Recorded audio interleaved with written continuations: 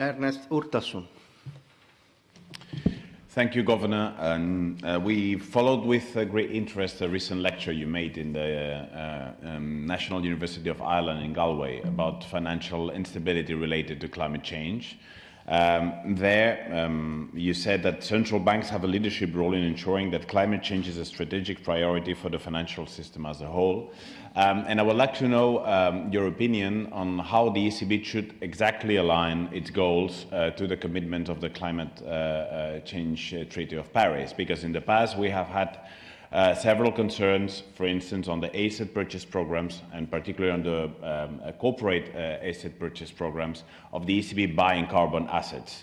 And I would like to know whether we can count on your commitment to fully align the ECB policies with the Climate Change Treaty of Paris, and if that would entail ending buying carbon assets. And in general, I would like to know your views more broadly about this issue, about how monetary policy should help fighting climate change. Thank you. Thank you, and thank you for your interest in my speech.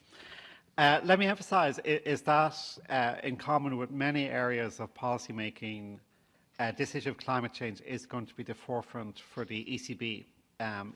This term is for 8 years, and this is in terms of the planning horizons for decarbonising the economy. That's a significant period. I will come back to monetary policy, but let me emphasise the two other areas where the ECB is going to be involved. One is financial stability policy, because clearly the risks here in terms of financial instability from losses on carbon-related assets or from a badly handled transition policy are there. And this the ECB has to be involved in, given its macroprudential role.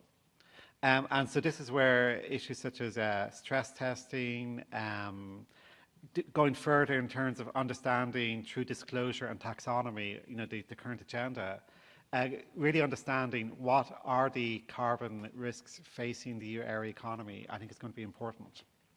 So there's a lot of work on financial stability. There's going to be a lot of work for supervisors. So the SSM is going to be working hard as well in terms of the guidance it needs to give to banks in terms of credit risk assessment and so on. For monetary policy, let me make two different remarks. One is already weather shocks are a lot of the volatility we see. So even today, we are already, given what's going on in terms of the disruption to production associated with summers that are too hot, winters that are too wet, and so on. That's also already part of our daily life.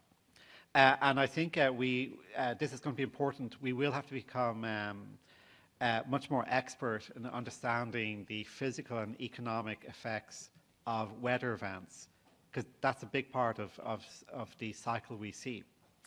Then when you come to the execution of monetary policy, here I think this is really, as of today, I don't think I can make a conclusive statement, because there's a lot of work going on now to think about this. You may have noticed the recent Bruegel paper on greening monetary policy. And the way actually I read that paper is, in fact, today monetary policy is not central. There's not, because the green bond universe, although it's growing quite rapidly, is not big enough. And the calculations in the Bruegel paper is that even if you had a kind of low carbon preference, say in a bond purchase program, the effect on the financing cost is tiny. It's like 4 basis points, I think, is the effect. So I think it's, to be honest, it's for now a sideshow. It's a second order issue compared to the financial stability issue, the supervision issue. But I think for the future, let's see. I mean, so I think it's going to be, you will have seen Benoit Cœuré give an interesting speech a few months ago. There's a lot of people working on this. And so I think let's see into the future.